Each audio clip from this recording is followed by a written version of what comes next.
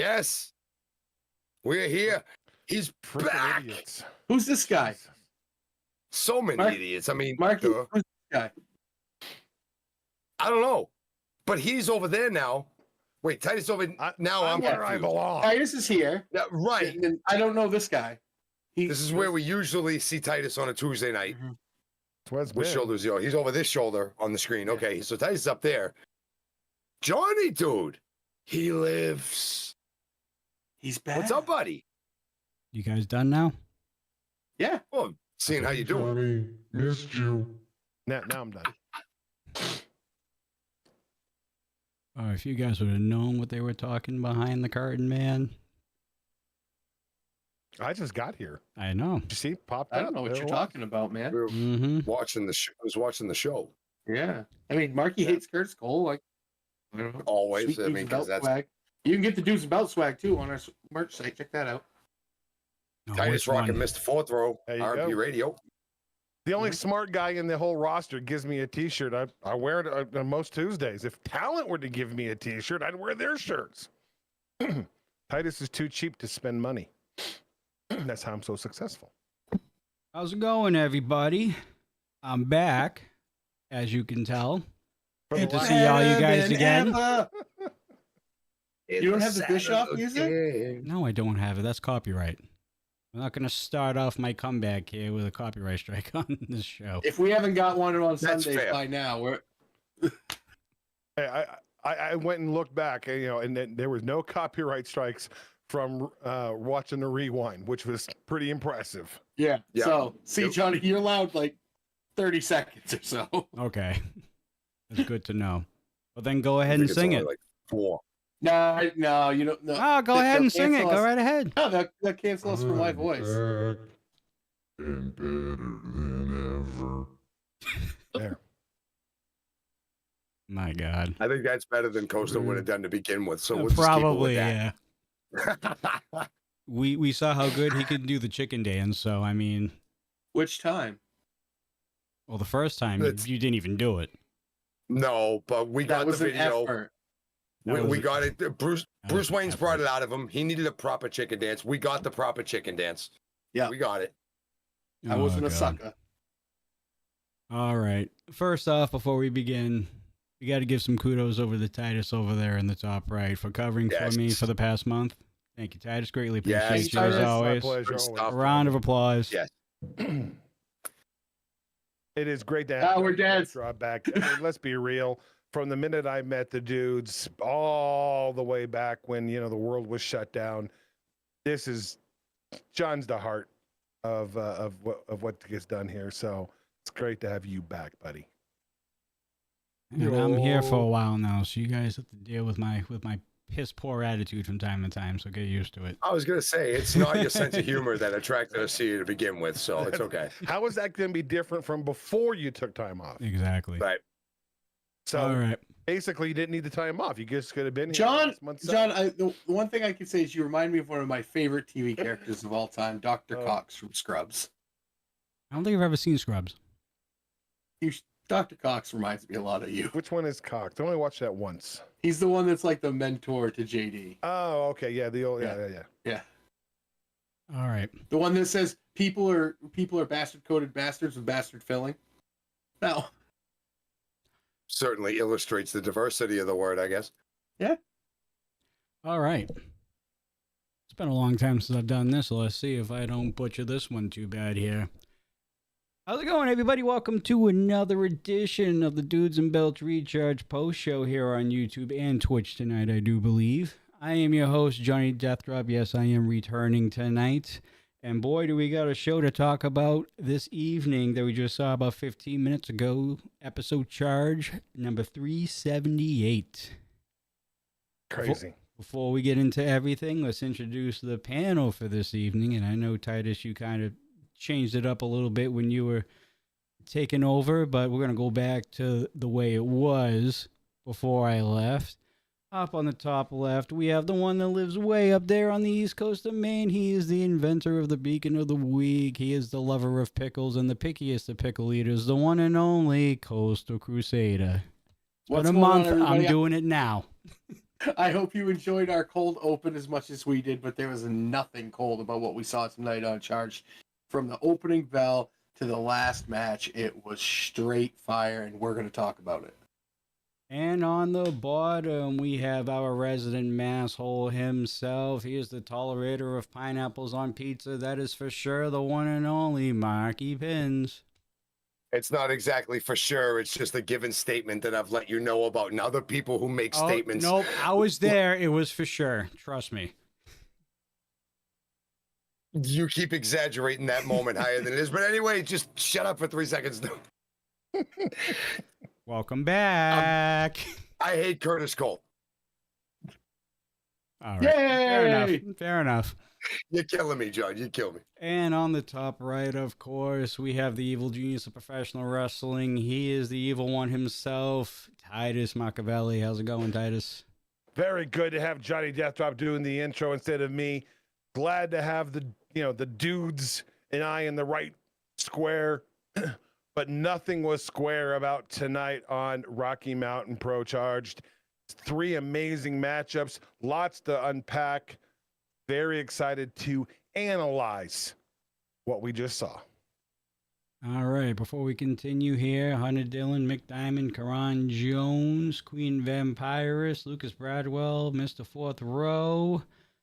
A lot of familiar faces. Good to see you guys again.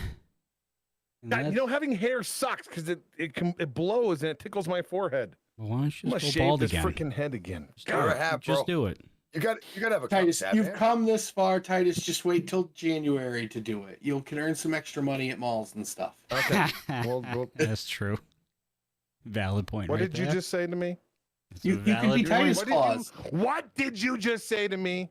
You could be Titus Claus. It's okay. Yeah, you just wait till I see you. Face to face. Okay. Bum, bum, bum, bum. I never made the Christmas joke. Boom. Call hoodlum? I've been dodging the Call Christmas joke Stinson. for weeks. Stinson's. Wait, did he say hoodie? Yep, he I did. call I think you've done screwed up on this one. Oh, but I'm pretty sure he says Stephen Ashburn. There's Ashburn too. Yeah. Anaya. Ooh, I Anaya's think like you it. done effed up, and I think you might just find out. Well, All would be the right. first time I went out to Colorado and got chucked 10 feet down to the ground. I could call my good friend Sin Bodhi too, but that's maybe an extreme measure. I think we're good. I'm sorry. Sorry. We're good. Whatever you need, Titus. 20, 30, 40 bucks. How much? We're good. No, it's not that easy. But back to Johnny Deathdrop, whose Yes. return is being, hijacked. Well, while Titus is currently planning Coastal's demise in a couple weeks, let's get on with the show here. Let's talk about, and we're going to be talking about this guy quite a bit throughout the course of the show here. Lord Mitchell Taylor, still trying to find that tag team partner. First person he goes to tonight. I mean, well, last week he went to Al Snow, which a lot of balls Props right for him, there. man. Yeah, Shoot I mean, this. it's there's a lot of balls dude. right there. But this week he asked D'Lo Brown to be his tag team partner. What you guys think about this possible pairing and, kind of what happened afterwards? Because I think this is going to be an ongoing thing throughout the rest of the time here. What you guys think of Lord Mitchell Taylor's attempt at D'Lo Brown to be a tag team partner? Go ahead, Mark. I'll let you talked earlier about how much you love how these things seem to happen to Lord Mitchell Taylor. It's just poetic justice sometimes. When you keep putting yourself in disastrous situations, you end up having to resort to disastrous measures. And tonight it doesn't work out as well as Lord Mitchell Halis wants it to either. He goes to D'Lo Brown. And I'm telling you, right up there at the top of the ladder of guys you could ask in Rocky Mountain Pro right now, they got the kinship. They kind of same generation. They both know what's up. But then the ultimate tag block. Derek Stone comes walking in and just introduces himself as his tag team partner and everything. And we just see all the color, all the enjoyment, all of everything that is good in Lord Mitchell Taylor's life just float away from him. This is hilarious to watch. I don't even know, Coastal, if Stone really is protecting his own interest or if he's just thinking of himself? Is he really thinking about the benefit of his buddy Lord Mitchell Taylor when it comes to a tag team partner? Because these are a few good guys that he's asked. They really are, but I think Lord Mitchell Taylor doesn't understand. Derek Stone is just saying, "Hey, this is how it is." Derek feels he is his tag team partner. They are the tag champs. They defended them. They were once tag team champions in his mind, and he's like, "Hey, we could all be friends. We could all do this. We could all." And then it doesn't work out, and he can't understand why Lord Mitchell Taylor keeps getting so mad. So I really think Derek Stone is innocent in this. I think he really does have the best of intentions in mind. I think Lord Mitchell Taylor, right now, he seems like desperately seeking Susan. He's going to start putting these ads in the personals in Colorado pretty soon, looking for tag team partners. And I don't know, man. I think the only one that's going to be ringing his bell is the one who's doing it right now, which is Mr. Derek Stone. It isn't even a question for Derek Stone. He's been anointed the partner of Lord Mitchell Taylor by presidential decree. If you want to get real technical about the whole thing, It's true. I don't know if Derek gets the fact that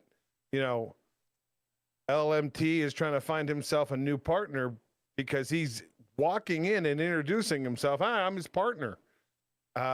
It's very reminiscent of what you see on social media when a guy or a girl is hitting on somebody and their partner walks up.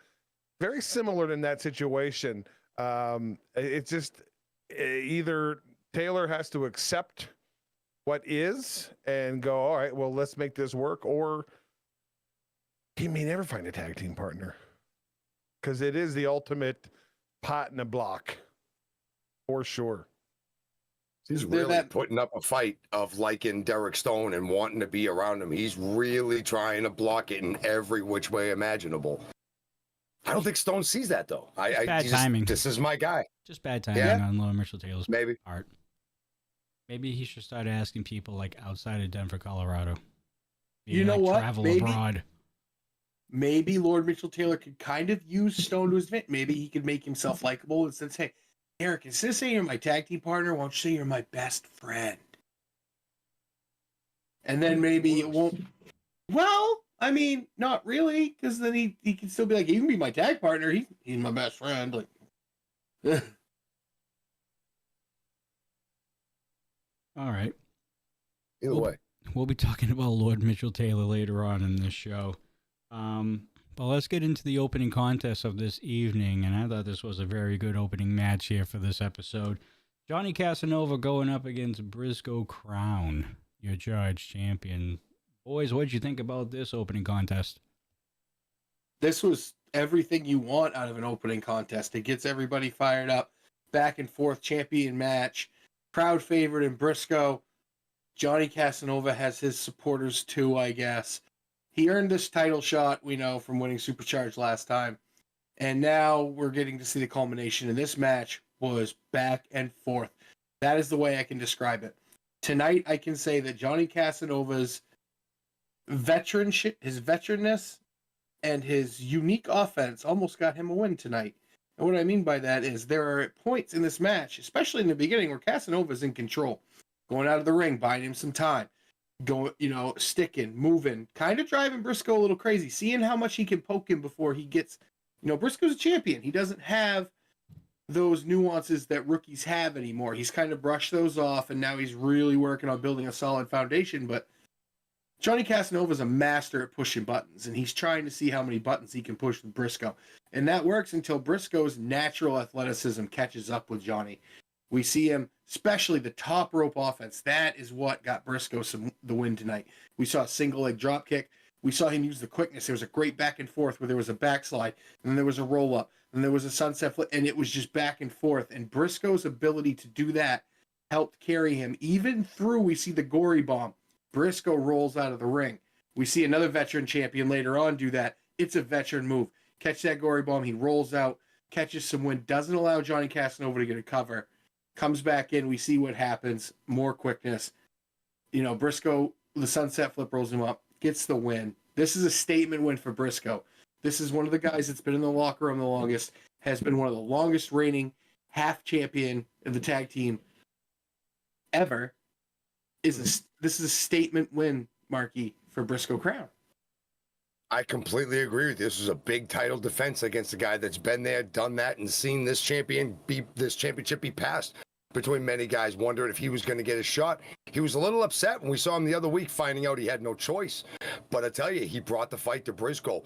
But like you said, this was a very, very even match. In the early part of the match, both guys are quick. Both guys know the impact. Briscoe regained it by getting a little more of the impact than Johnny brought. The big slams and stuff, but Johnny's got the veteran presence. It was so very good back and forth. And you're right, Briscoe using the top rope. The XP you mentioned when he rolled out after that glory bomb was supreme for such a young man, a new champion. That was what saved him in this match. If Johnny gets that win to to roll him over right after that and pin him, but he gave him that was kind of Johnny's fault. Like the glory bomb was right near the ropes there, and Briscoe didn't even blink at it. He just rolled out, got himself out of dodge. Experienced move against an experienced opponent, and then one step quicker at the end made this match. Briscoe's one step quicker. Years of youngerness, I don't know. Championship exuberance, I don't know. But Briscoe had that extra step against Casanova. Wins a big match. This is big for the young man. He's carried himself so well, Titus, over the last few months. Now he's charged champion. This is a statement title defense. Yeah, it doesn't get easier. It gets harder. And I think we heard a little bit of that from Briscoe a week or two ago. The first one's the hardest, but the second one's just as hard, if not harder, because people are constantly studying what you do and get to know you, because you're the focus of them. You as champion have to do more, keeping your head on a swivel.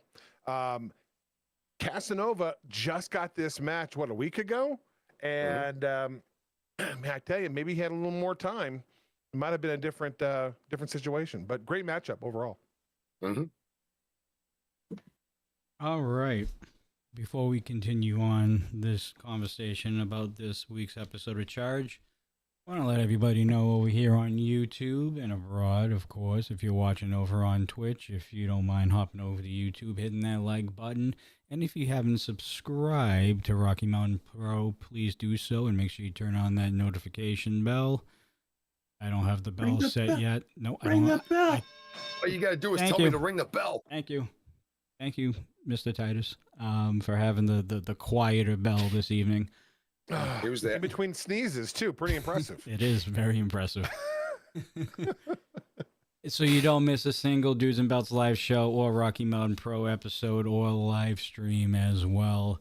And, of course, if you want to watch Supercharged this upcoming Thursday, all you got to do is join at Tier 2 for $9.99. Not only will it get you Supercharged, but it'll get you Shocktober at the beginning of October, and you'll get every pay-per-view throughout the rest of the year and beyond, just as long as you maintain that $9.99 membership. And on top of that, you can also watch pay-per-views from the past as well. Those, I believe, are being uploaded roughly once or twice every couple weeks. So that's one of the coolest parts of the whole subscription, is going back and seeing a lot of the old school pay-per-views. Yeah. And they're only members only, so only members are allowed to watch those shows as well.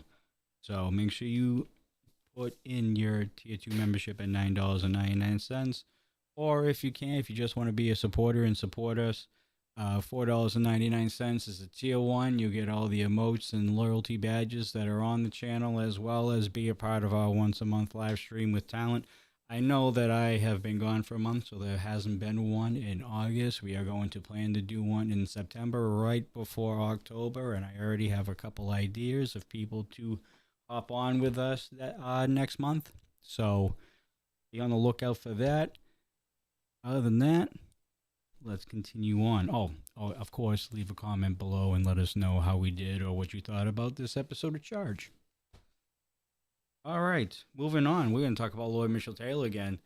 And to be honest, kind of a smart move on Lord Mitchell Taylor's part, because we did just see the breakup of J.K. Pop. He went over and asked Caden Koriyama to be his tag team partner this time. This would have been an interesting duo. I don't know about you guys, but definitely would have been eye-catching, to say the least. I mean, to his credit, if he's looking for someone that has experience and as much experience in the tag team as you can get with Caden Koyama, he went for the two big names that have been to the other companies, been to the top of the mountain with Al Snow and D'Lo, and now he's like, okay, well, who's been to the top of the Rocky Mountain? Who better? I'm looking for a tag team partner than him. And then all of a sudden, Derek Stone comes in again and says, "Oh, it's my tag team partner." Derek Stone is kind of like Debbie Downer. You can hear the tuba music start when he comes in. And it's just, next time that Lord Mitchell Taylor sees Derek, he needs to be like, you know what? I'll do this right now. We're done. Bye. And just leave. It would save a lot of awkwardness, Marky. I think it really would do. You killed me with that, with the music. Like he just comes in the room like Wimpy from Popeye. You knew he wasn't going to pay you back until next Tuesday, but no, the part that surprised me about this is during that interaction, I was still watching Koyama, and Koyama wasn't really 100% against it. Look, let's face it. Let's look what happened with JK Pop, right? They just lost. They have been separated. Koyama has had single success as well, but he is also a tag team technician. And he's seen that Lord Mitchell Taylor was recently a tag team champion with Manny Lemons, even though we saw how that whole thing disintegrated. Basically got flushed down the toilet, you know what I mean? Like things changed. So here's two guys in some hardship because of an outside situation that could create a little kinship. It almost looked like Koyama wasn't against it for a couple minutes, and that was intriguing. But then Stone came in and kind of just blew out the wick of the firework, and that firework wasn't blowing up. It never even had a chance to see what color it was. Stone has his mindset on Lord Mitchell Taylor being a tag team partner. Titus, what would you have thought seeing I mean, let's face it, he might have reached a little, like they say to the fellas, she's out of your league a little bit with D'Lo and Al. However, reaching out to Caden Koyama is a smart choice. Yeah, I think that there is something to the effect of a little out of your league. Absolutely. You're dealing with one half of the longest reigning tag team champions in the history of RMP, and I don't ever see that ever changing. Their run is legendary. I don't know if Caden was as much interested as just being more open to listening, but that's fair. That's fair. That's yeah. I just don't think it was a match. It just doesn't match for me. And I think Caden was like, felt that too. I think Caden was that, that couple that goes to the timeshare meeting for the free buffet and the night you get at the nice resort. They just sit there 45 minutes, listen, and get the freebies. Just in case you might hear something that you like, you're just making yourself open to availability. That's fair. That's and Lord Mitchell Taylor kind of really put some of the blame on losing those titles on Johnny, and Caden really didn't want to hear that. That is when it turned a little bit, but for a second there, he was open to maybe listening. You don't hear what you want to hear. You just go raid the price of the timeshare. The timeshare. Timeshare is a good example. Hey, maybe the guy's got a good pitch. Let me hear what he has to say. Yeah. You know what we don't give Derek Stone a lot of credit for? Is how much being of an elite checkers player. I was going to say how much of a master he is at board games in general. He won both games of checkers when he came out and talked to Lord Mitchell Taylor. He got king twice. He's a savant when it comes to the board. I take that to another extent. How far? I used the term idiot savant a couple of weeks ago. Mm-hmm. He clearly understands strategy games. Mm-hmm. Isn't this all some big strategy game itself? Yes, it is. Maybe he's not as... Do you think he's playing Survivor? Walking in, or more, it's more like, I think I'll walk in now. Something can be said that maybe Derek is hitting his mark right where he wants to hit it when he sees those situations popping up, because he's there every single time. He really is, though. That's a very good point. I didn't even think of it that way. We'll say with Lord Mitchell Taylor's barrage of asking for partners. At I this know point, I'm Koyama's all excited to set see with who he asks next. I really am. I'm excited to see who's next. It might be Titus. True. Never know. Titus, maybe he'll ask you to get in touch with some of your old friends that you said you were going to. So Think You did just that list was off like earned. 5 or He 6 doesn't names. have enough in his timeshare offer to talk to me about that. Ooh.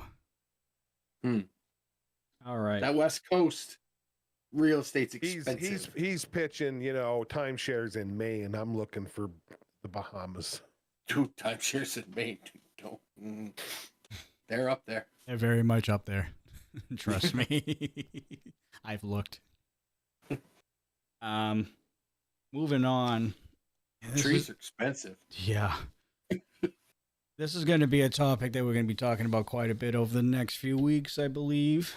The super kick heard round the world last week with Echo and Balaam imploding last week on Charge.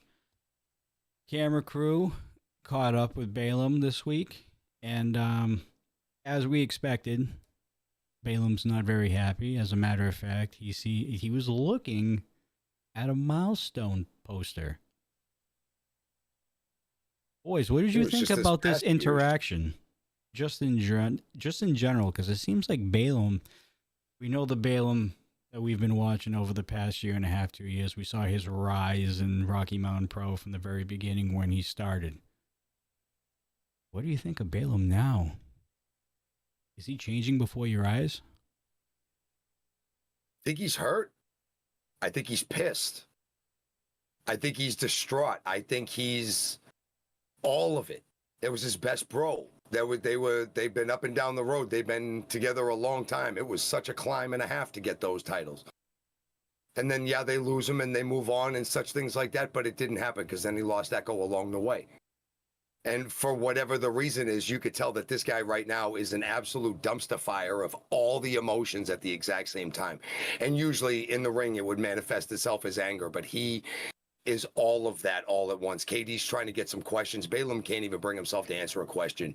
We saw him coast on Titus. He was just looking at the sheet, remembering that milestone when they won and when everything was When really they good. lost. Down. I'm sorry, when they lost. That's Remembering when I think it all Up and started. down. It's when there were cracks. It just seemed it's just all unraveled. I mean, And Balaam, it's oozing out. I think what Balaam's going through now is the stages of grieving.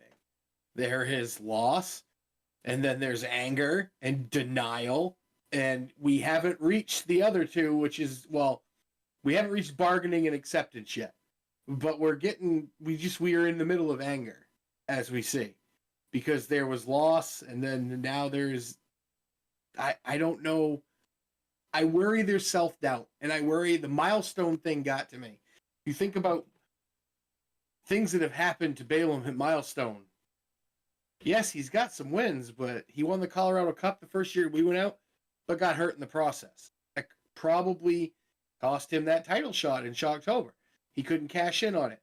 Can't cash in. He was the Charge champion, ended up losing that because his anger got a hold of him. So now he doesn't have anger and he starts to trust. Now he gets backstabbed. I think the main thing for him right now is he needs to look back at everything. And I think that's what he's doing. And he's angry because every time he tries to make the right choice, I think for everybody else, he gets let down. This anger might manifest itself into, okay, I'm done. And he's going to turn it inward. We might see a very different Balaam. I'm not talking about someone that goes out and jumps people, but I'm talking about someone very much like a David Drake, who is that just quiet anger all the time.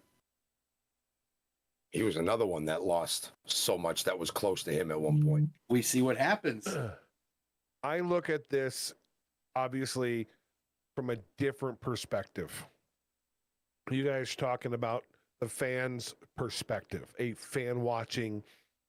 I'm going to speak from a guy who has been involved in the wrestling business more than a decade, who has seen tag teams break up, factions break up, friendships end. This is a divorce. It's as simple as that. Balaam thought life was great. We're happy. We got good times ahead. I can still go do my single stuff from time to time. We're a tag team. Then he finds, oh man, there's some issues in our relationship here. And before he has the chance to process, he's hit with divorce papers. Live in front of 1,000+ people at Bierstadt, and the thousands that see these shows. He's just got dumped in a On very Jerry Springer. personal, exactly. He's slightly embarrassed. Here. It's that embarrassment, but not. Yeah. He's pissed off. He's heartbroken.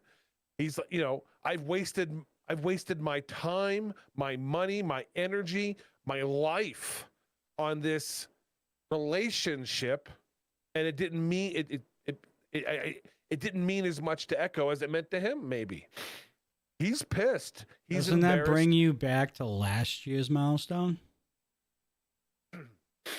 You mean where another friend of his he had to fight another longtime ex-friend? And we saw how Balaam had to be able to conquer that obstacle right there. Do you think this is the one that breaks the straw off the camel's back here? Is this the one that really breaks Balaam? I think this one hurts a lot more. I know this kid very, very well. When I made my return to RMP in 2020, I connected to him with a few of those young talent. I think he'll bounce. I think he'll bounce back. But it's going to leave an indelible scar. He's going to be, I quote Brett Michaels, every rose has a thorn. And as much as it was a good time and we won championship and we made some money, and it still, it had a thorn, and it busted him, and he bled. He'll heal. But I think he'll have a scar that will be there, and it will affect him with other relationships going forward. I think you bring a good point, John. Childhood friendship with Damon Ace, grown-up friendship with Echo, and really, what was the difference in the end? They weren't good friends to him. Trust will be a major thing moving forward with Balaam. I honestly don't see Balaam getting intertwined with anybody for a while. And I don't think that exact reason, I think that's why he doesn't break. I don't think this will break him. I think he's going to have to look inside and figure out who Balaam Lynx is again. And when that animal comes at us under a full moon, watch out. If he turns that on the inside and turns it into his tackling fuel or his howling fuel, my goodness, watch out for what this man's going to be able to do. All I got to say, last thing I'll say on this whole thing is, as a fan, and I think both of you guys, all three of you guys will agree with this and that in chat, we're going to get a really good match at some point, I think, with these two. And yes, it's going to be fire, and it's going to be anger, and it's going to be passionate and personal, and we get to witness that, and that's the beauty of pro wrestling. Yes, I think that's the one positive as a fan you can come from all this is, I'm obviously John and is in the same boat. I haven't talked to Echo. I've reached out. He's ghosted me. I have no contact with him. He's someone I think very highly of personally. He refers to me in a very loving way. He calls me Pops. We're tight. I haven't talked to him. I have no idea what's going on with him. John and I would play video games online. You guys maybe have watched us play Fortnite and Call of Duty, and I'm heartbroken by all of this. I want to understand it, but as a fan, it's going to be interesting how these two move forward against one another as opposed to with one another. But it is sad because of who's involved in all of this. And we still don't even know the reason. We don't even know the Don't reason. even know the reason. Right. He's been that quiet about it. I mean, We just like got I said, vague I haven't glimpses heard of from it out of John. Echo. I'm putting you on the spot. Have you spoke with him? I haven't spoken to anybody in a month, so you can't really talk to me at the moment about getting in touch with people. Good point. But I will say recently that I have not really heard a lot from Echo. He's also been very quiet as well, and we're pretty close. Yeah. And I haven't heard a word or a peep from him. So whatever the reasoning is, he's definitely keeping it to heart at the moment. So, anyways, we're going to be talking about that quite a bit, I'm sure, because this whole thing, I believe, is just getting started, and hopefully we'll be able to know why, Echo did what he did. It came out of nowhere, and I'm sure you guys were shocked as much as I was when it happened. That was the last thing I was expecting from those two. But I actually, put my, my reputation. They're not going to break up. It's just fine. And Jet actually ends up being right, and I was wrong. Oh, don't say that That's too a loud. world don't that I say saw. that. What are you It's a world that we doing? live in. No, you have professional courtesy to not have to say such blasphemous things. You don't have to say. I mean, I know Big Man admits when Jet's right, and you're admitting it. It's just the way it is. I mean, We'll never say it was again. He was very adamant about it. He I was. was very adamant that it, the opposite. One of us was going to be wrong. Now, speaking, I'm still 98.3% accurate as of this moment, so I'm still pretty good. Better than good. And we know Jet will, celebrate by saying that he's right, RIGHT. Right. I was going to say that was going to be right spelling it. Oh, goodness. All right. Moving on here. We had some Lockettes action tonight as well on this episode of Charge. We had Noelle going up against Lola the Adventurer. What do you think about this Lockettes match, as both these competitors are trying to fight their way and claw their way into a number one contendership for that Lockettes championship? Mm-hmm. And yet again, Noelle coming out feisty, angry. Lola right there taking it. Did they go back and forth early? These two bring out I think it's Noelle brings it more out of Lola, but she brings that aggression out that Lola really needs to topple somebody who's just like quicker, right? And more violent with the moves. Does a good job and blocks a lot out of when Lola does get that fire going. Nice big clothesline for the big cutoff. Just keeping Lola down. Later, Lola does fire back up and gets her X marks and wins the match. These two are going back and forth every time we see him. We see him on Ignition. We see him on Charge. This is a war, a rivalry that just doesn't end, and they're both giving each other the best they can. Somebody's got to come up and be the new number one contender. And Noelle putting a bid in, but Lola putting the XP bar down more than enough times to say that she wants a shot, Coastal. Yeah, Marky, but if you notice that they've gone back and forth this many times, but it's getting closer and closer every single time they get in. Noelle controlled a lot of the early part of this match. And how did she do it? She slowed the match down. She had the quickness advantage. I really think so. It's a reckless quickness. My football coach has always told me if you're going to make a mistake, do it at 110 miles an hour. And that's what Noelle does. Yeah. She still makes those mistakes, but when she does, they're at full speed. They still hurt the other person. But tonight, she slowed it down a lot. She worked the back a lot of Lola. She really kind of tried to outpower Lola and was doing a great job. And I really think she had Lola confused for a bit. But again, Lola actually works a trip in there. It was quite interesting. But yeah, she used all of her XP bar to get this win. Titus, is Noelle just that one guiding light away with that Salem Wolf would have been, and now he's gone? Or it seems that way. It really, it seems that way as a guy who's guided careers. Yeah, you look at somebody and you go, why are you not winning consistently?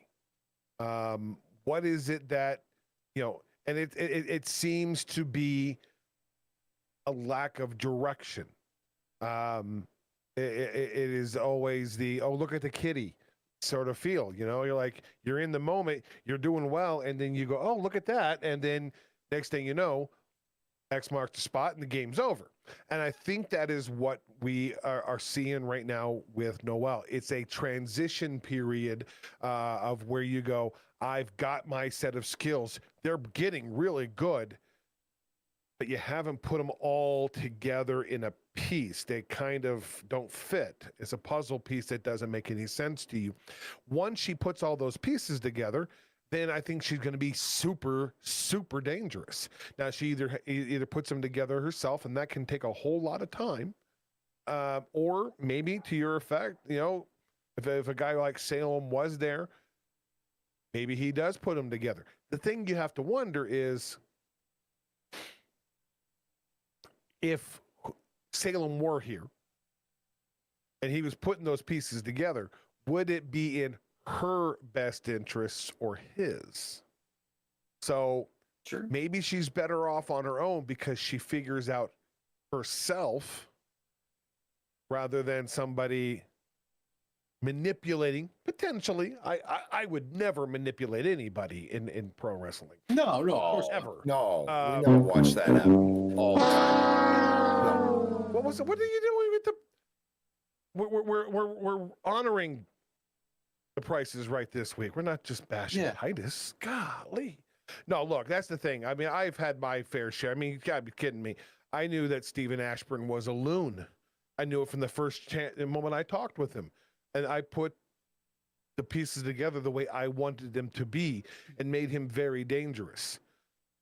He then went and put on his own pieces together and became even more dangerous. So, it's going to be interesting to see the growth of Noelle over the weeks, months to come. But she's definitely putting things together. And that's what you want to see at this point in her career, is that she's putting things together. It's not about wins and losses. Wins and losses that isn't the important thing. She's putting it together. And from my perspective, that's pretty interesting, and I'm excited about it. All And right. the Lockettes division is definitely up and running, though. I mean, you got two women tonight vying for number one contender. We haven't talked about Midnight. We haven't talked or seen the former champion in a couple of weeks either. And that's going to be interesting when that confrontation happens. A little bit of Wild Wild West going on in the Lockettes division right now. Yeah. All right. We all set with the Lockettes division, I'm assuming. 'Cause we got another matchup at Shocktober that we get to look forward to. And that's a matchup between Damon Ace and Sin Bodhi for that NRW championship. I know both of these men talked during this episode, so we're going to combine it into one discussion here. Damon Ace has taken the NRW championship to heart. We've watched him battle Mercury Yaden for the past year for that championship, and now that he owns that championship at the moment, that's basically his baby now. And it's going to be a very, very hard task to rip that title away from Damon Ace. And do you think Sin Bodhi could be the guy to do it at Shocktober? And we all know any NRW championship match will have a stipulation attached to it. And it's only defended on pay-per-view, so Shocktober is the next one. There will be a stipulation for this match, and God only knows what this match is going to entail. Fellas, what'd you think about what Damon Ace and Sin Bodhi had to say to each other? This is two freight trains moving at 200 miles an hour at each other. And the reason I say that is Damon Ace, this is a more mature Damon Ace than we saw maybe 18 months ago when he had the now defunct Twitch title and basically threw that title away for his personal vengeance to get to Balaam Links. He now understands that there's only so much time in a career, and he just devoted the last year to getting this belt. And he took that championship off a guy that had those letters tattooed on him. Right. And he knows what it meant to him. So there's a part of this that says, Damon, I've worked too hard for this. Now come and get it. I'm different than I was. You're not so much, I'm not going to destroy you, but I'm going to protect my property. And I think that's the thing now. He says, you want to get weird? Let's get weird. And he stands up and he looks at the camera and he's not backing down. He had the wide stance. He was just saying, come get me. On the other hand, you got a guy that's more than happy to come get you, especially because it's his favorite time of the year. This man is certifiably insane, talking about nuts and bolts. We all know he's got many screws loose. And he's talking about how much fun it's going to be to build a finale to this terror show he's putting on at Halloween. The thing that scares me about Sin Bodhi is I don't know what the plan is. I don't know if he knows what the plan is, but he knows it's going to be violent. And the scarier thing is Damon's all for that. So these two guys are just going to go crazy and beat each other up, Titus. I don't know what the stipulation will be. I don't know if it matters. I don't. Lucas beat me to it, but yeah, you're talking about a guy who's talking about Cloud Pride Month coming up. This is I think there's two different tales going on here. You get a much more focused on the business of professional wrestling from Damon. This is my belt. I did this to earn it. You want to do it, you have to do there's nothing personal. It for me, it was very business-like, in a place that a champion has to be. It's a business. And if you want to maintain that championship, you got to keep the personal out, because the personal can screw you over. Very uncharacteristic of Damon as well. And I think he's feeling.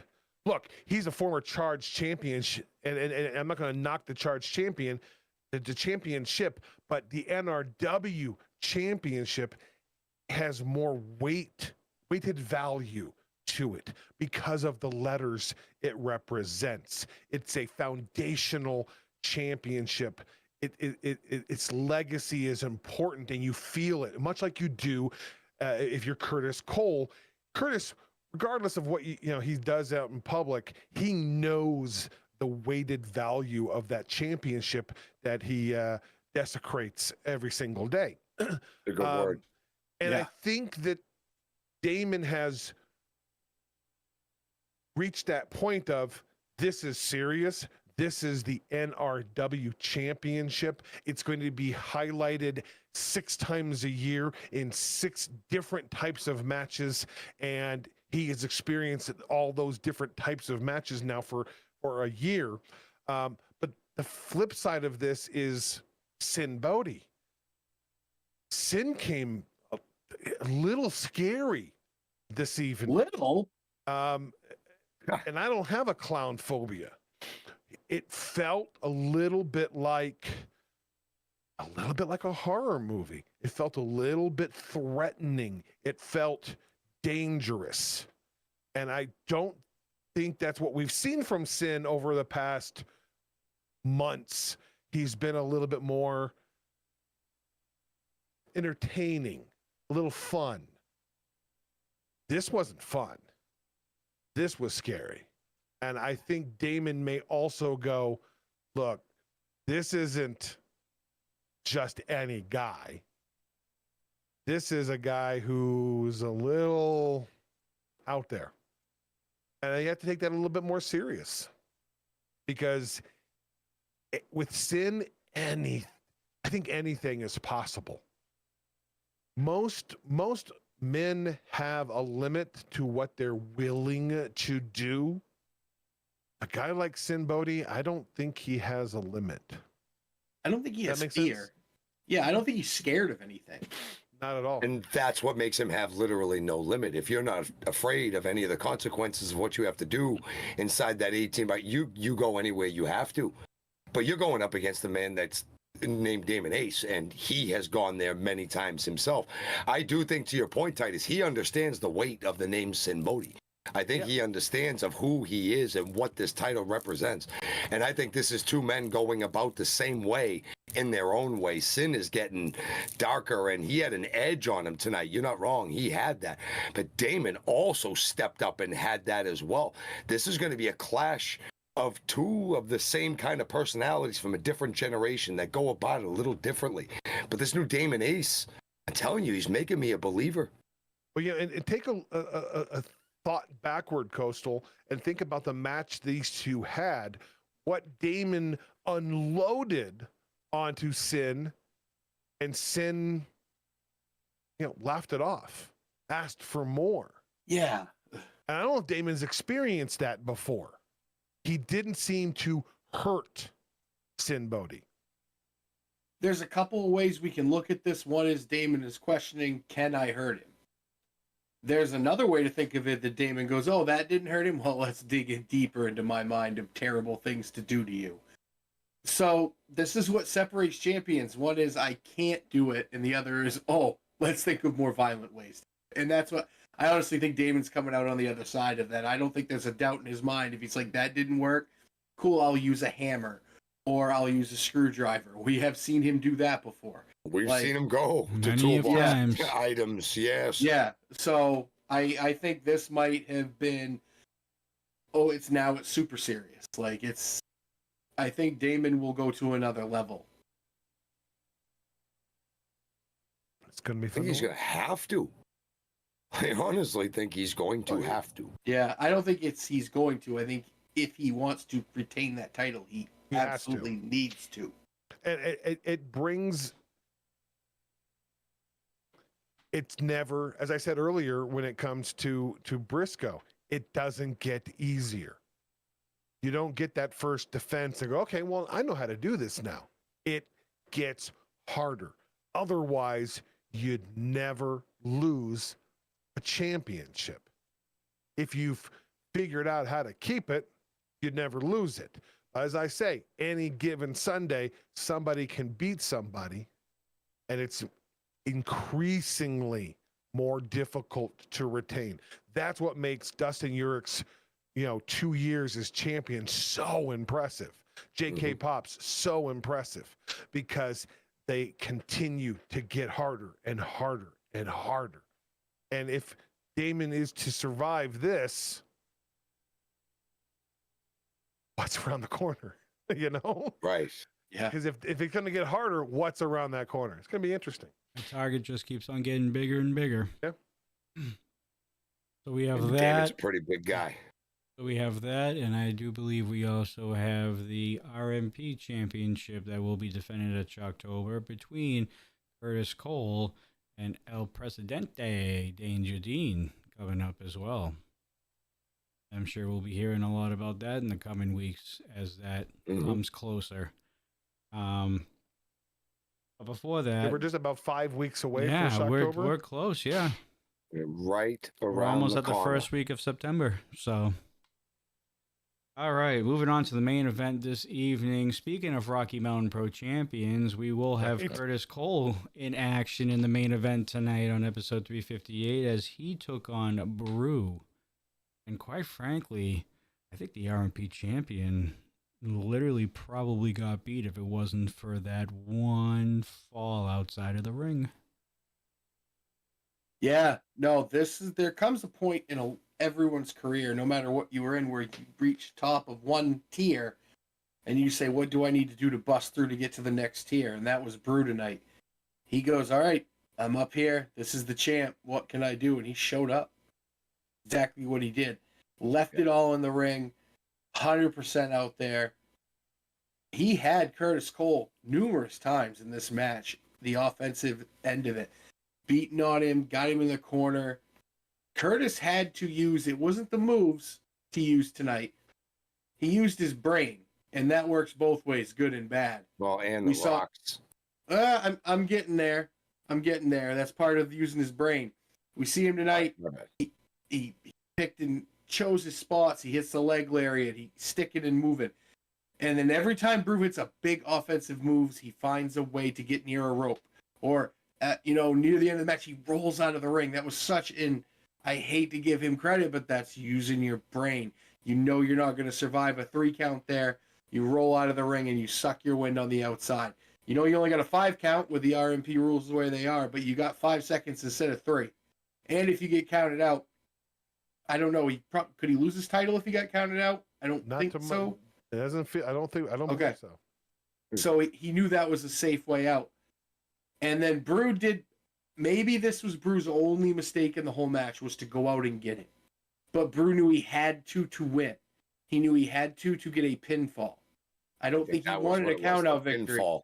Right. He wanted the pinfall victory, and then we see that dirty Curtis Cole go into his knee pad, pull out the knucks, hit Brew, and he gets the count out victory. He survives. He didn't win. He survived. And the little rat ran away with his tail between his legs, Marky. Mm-hmm.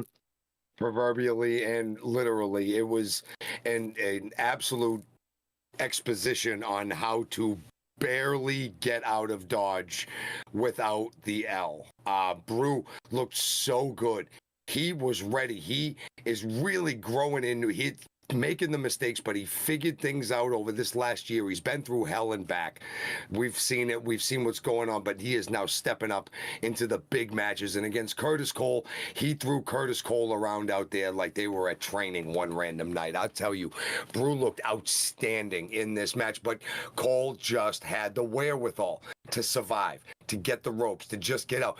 That Buffalo Run spear that Brew hit him with when he knocked him out the ring, I can't believe he even landed on the canvas. I thought he was going to go clean through the ropes and just hit nothing but air on the way down. Just Brew had him in every way, shape, or form that was measurable. And then Curtis Cole had to go to the rocks, threw a handful of sand in Brew's eyes, had the knucks in his pocket, hits him in the ribs, gets out of Dodge with the count out. He's just getting out of there. Brew, I think, has a very, very strong case right now to be taken very seriously when it comes time for people who need to face Curtis Cole for certain kinds of matches. Brew left it all out there, did so good. Proud of him. Curtis Cole, you so lucky that you faster, because Brew was about to get him. I got to say that every once in a while you see a breakout performance from somebody, and you go, oh, okay, I'm going to steal from Mark. They leveled up. No, do it. They got some new perks. They got some new items in their backpack. Whatever game you play, Buffalo Brew has announced his arrival with authority in this matchup. He took the top guy. Say what you will, he's the top guy, Curtis Cole. He holds the most prestigious belt this company has, the most prestigious belt in Colorado, one of the most prestigious belts in the wrestling business. He held that guy to this far away from beating him. Non-title, but non-title pinning the champion. Huge. As D'Lo said, that gets you rubber stamped for a title shot. Mm-hmm. Done deal. It's a done deal. Winning by countout does nothing for you. Zero. Nada. I disagree with you, Coastal. It wasn't his mistake. He had to go out to the outside. He had to get Curtis in that ring. He had to pin him, because then he gets that shot. Then he's taken serious. Getting a count out, anybody can get a count out victory. He wanted to pin him, and he had him. But Curtis is a veteran. He felt that moment slipping away from him, and he did what a veteran is trained to do. Get the hell out of that situation. And Curtis did exactly what he is supposed to do in that situation. And he did what Curtis does in those situations. I don't blame Brew for doing it. I really, really don't. It's not a mistake. He had to get Curtis into that ring, because had he just left him out there, Curtis would have taken the count out. Brew would have gotten the winner's portion of the paycheck, got nothing else out of it. I don't know if it's so much a mistake. mistake. Count out, so what? Mistake is a bad term, I guess. mental lapse would be one to not make sure that you didn't hit Curtis before. I don't know. It was something going outside of the confines of the 18 by 18 with Curtis Cole isn't so much a mistake as it's a gamble. And very often the house wins. Said. And it's, I mean, Brew but it's can't always anticipate. a gamble, because going out there against Hoodlum, you had Hoodlum and you had me and you had Anaya and the cartel. Go out there against Destin Urich. You've got Damon Ace, JK Pop in the wake. Go out there against JK Pop. You've got Preston. It's always a risk. And I'm going to go Mr. Fourth Row. I don't think champions still don't like to lose ever. Yeah, but do you think Curtis Cole gives two craps about wins and losses? He's the champ. He's getting he's getting all the publicity. He's getting all the he doesn't care if he loses that count out. Doesn't mean two shits to him. He's holding the belt, and he's going to hold on to it as long as he can. Because why wouldn't you? Of course you want to. He had a taste of it 5 years ago, and was ripped out of him, and he's been thinking about that for 5 years. Great match by Brew. Fantastic. Outstanding. Definitely stood out as probably one of the best has become one of the top up and coming guys. And Brew's been up and coming for a bit. He's breaking out now. It feels exactly. He's pulling away. He ran into that little medical trouble, and he took a couple steps back from that. But even before that, he was on the rise, and he could be one of the guys we would be looking at right now. Maybe a Briscoe crown with the charge title around his waist. You just don't know. The universe here is what it is. But we saw a focused Brewmark that put in one of the best individual efforts we've seen him put in ever against the damn champion. It's what I was saying about Noel. It can take time. And for Brew, it has taken time. He's had plenty of mentors. Navajo is being a great mentor that he's had with him. That adds, more to the puzzle building process.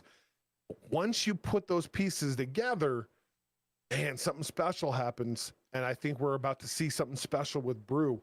If we had a breakout performance, breakout performer of the year in the end of the year awards, he might be a contender for it now. We just happen to for Brew. Do we? Yes, we do have breakout of the year. Yes, we do. Well, then I'm going to nominate for the Peak Awards just by this performance alone. Now, of course, the rest of the year is still, to come. We've got 4 more months left of the year. He could become a dumpster fire tomorrow, but based on this tonight, man, he looks like he's ready to do something. I'm excited to see it. Yeah. I think we all are. A focused Buffalo is a troubled time for the rest of the locker room. And if he's there and it's back, and finally that fire's burning as high and as stoked as high as it can go, it's a troubling time for other people. Some people some people it's quick to them and it catches on relatively quickly. For others, it takes some time. With Brew, it took a little time. He's been around for a few years, and we've seen the ups and downs and obviously the medical issues that you guys mentioned already. But I think the rest of this year is really going to fine tune who Brew is going to be in 2024. We could honestly see a Balaam Lynx of last year be Brew in 2024. Yeah, and I wouldn't doubt any of that. I believe we could see a Briscoe crown of this year turn into Brew in 2024. Also, we could also see, and obviously mixed feelings about this, we could see a David Drake of this year turn into Brew in 2024. All these former breakout stars and rookies of the years have been slowly starting to use that word breakout in recent months and this past year. And it looks like it's just going to keep on growing because, again, like what Titus said, this is the match that I think kind of solidifies that he's beginning that process. So damn good match. easily the best match of the night. No Oh, yeah. knock on Mhm. anybody else. Just phenomenal. I keep opening in my mouth and I'm going to stop because I really enjoyed it. It was everything I wanted from the match, with except for the fact that Curtis didn't get pinned. Yeah, good call there. All right, and that's going to conclude our review of episode 358 of Charge. And final thoughts as we're going into the month of September, and as we will be having Supercharged on Thursday, and going into September, going towards the road to Shocktober. Very, very interested to see what happens Thursday night at Supercharged. Briscoe got to win tonight. I'm just waiting to see who his number one contender is. I love watching this kid wrestle, especially when he puts that title on the line. Special things happen. Yeah, the budding feud, this rivalry with Sin Bodhi coming at Damon Ace. Damon Ace wanting that title, not letting it go after how hard he worked. Sin Bodhi having a problem with the young man, needs that closure, doesn't want that draw anymore. He wants to go get him. Would you doubt it?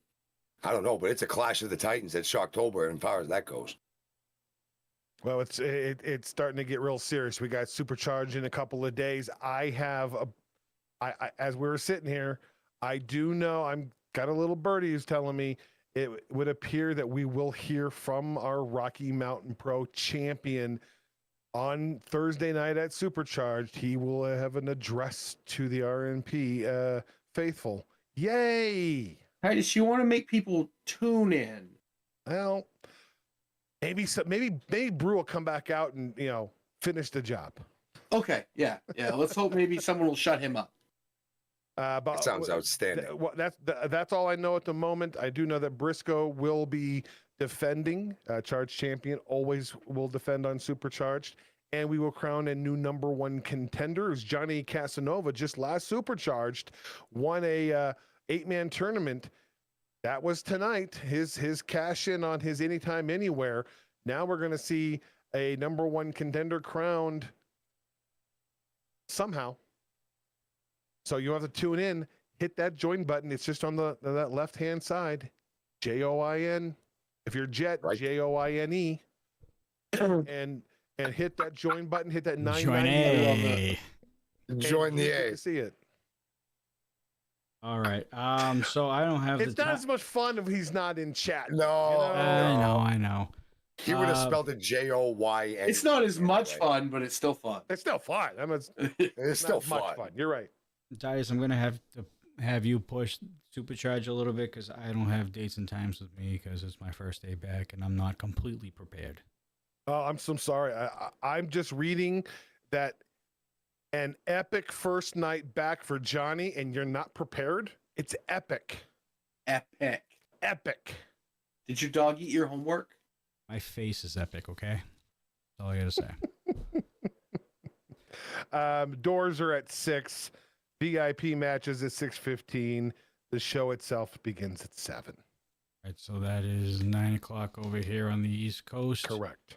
And yes. We do plan on going live for a special edition of Recharge in a couple days, immediately afterwards. So immediately after you're done with the main event of Supercharge, make sure you stay tuned in because we will be live right afterwards for that special episode of Recharge with myself, Marky, and Coastal. And we'll be going over everything that you saw on Supercharged. Other than super that, recharged. I know that I heard that recharged. there's super recharge. It's a super recharge. It's a super recharge. Yeah. I There's can only so imagine many- how big of a recharge it's going to be to make it super recharged. I don't know, but there's no Oz in that either. So there's so many Boston accent ways to say super. I love that. Super true. recharged. Super recharge. It's a super recharged. It's a super duper recharge. Super duper recharge. Well, that we'll have to see how super duper it is. I Ajay, know. what's up, dude? How you doing? I know that there's shows coming up, Titus, as well. I believe this weekend. Or is it next weekend? I don't have. I know that we covered this a little on Sunday. Well, I will try I my believe- best to pull I everything think up that- real quick. I think that Snowpack and Romero's is next weekend. Is it next weekend? I believe that's what Mr. Fourth Row corrected us with, or was it Lucas? Wait, for what? somebody who would correct us, I believe.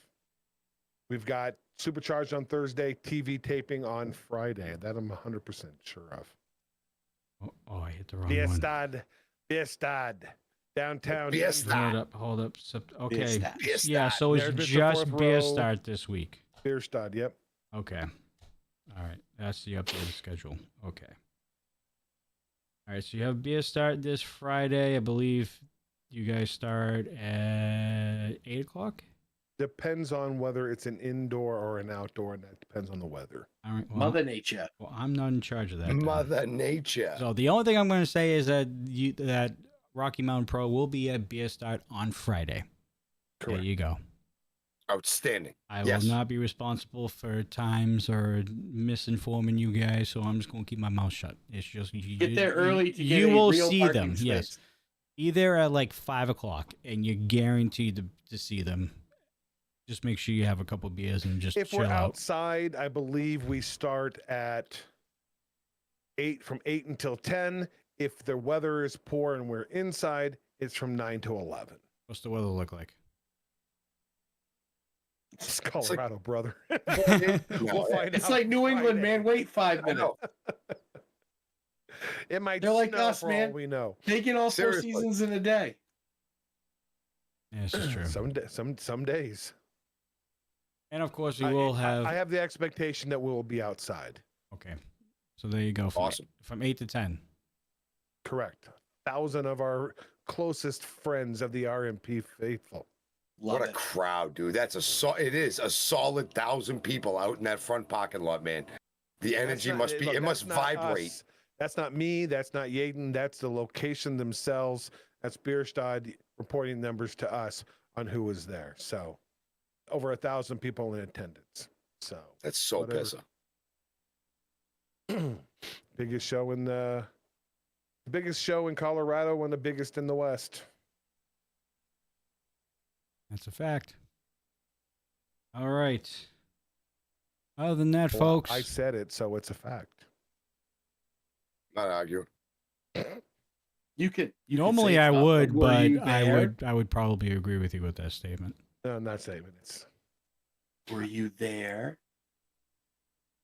Who? It's epic. No, that's the thing. Oh, I'll tell you after, okay. Johnny. Okay. Other than that, guys, we're going to wrap it up here. Thank you so much for watching. As always, we greatly appreciate the RMP Faithful tuning in for every Dudes and Belts live show and Rocky Mountain Pro show. Again, make sure you hit that like button, leave a comment, tell us what you thought about episode 358, and of course, hit that subscribe button. And wait, before we continue, we need a little bit of noise making from somebody. Oh, we gotta ring that bell. Make sure you hit the You gotta tell me to ring the bell. Make sure you hit that notification bell so you don't miss a single Dudes and Belts live show or Rocky Mountain Pro content that airs daily just about. As far as match of the week content, we will be starting that back up either this week or next week at the max. Other than that, that's all I have on my end. Titus, you have anything else coming up? There's going to be an official stream schedule for yours truly.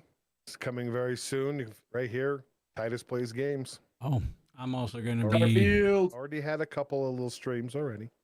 I'm also going to be starting back up on Saturdays as well. That's going to be starting in the next couple weeks.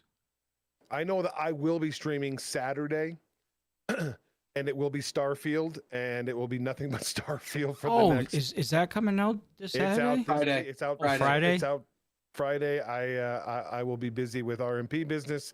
So Saturday, the wife's going out of town to go see the brand new twin grandbabies, and I'm just gonna have to,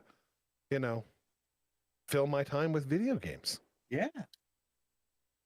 And the game is free if you're on Xbox Live. And Game Pass, yes. And it's already, I'm looking at, it's already installed. I'm just waiting for them to say, you can play it now. We're not obsessed, are we? No, Already? Oh, no. I'm super obsessed. I'm excited.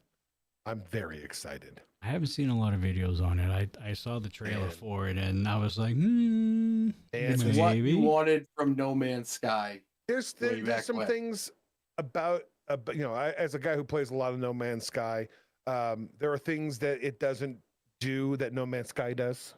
But this is a true RPG. No Man's Sky is story-based, sandboxy sort of feel. This is a is true Bethesda. RPG, and you've got starship building.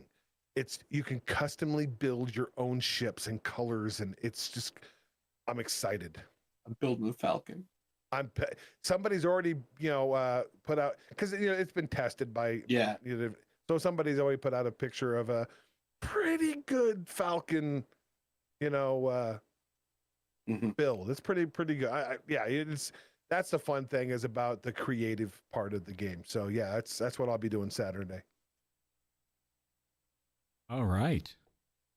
Well, there you go, folks. You might be seeing a couple of us in the coming weeks or days on our own channels. Make sure you check us out. Follow my channels on Twitch and Kick. Johnny Deathdrop. Obviously, Titus will also have his Twitch stuff as well. What is it? Twitch? Titus Plays. It's just Titus. We're not focused on Twitch anymore. We're focused on YouTube. Okay. So in chat, you'll see the link there.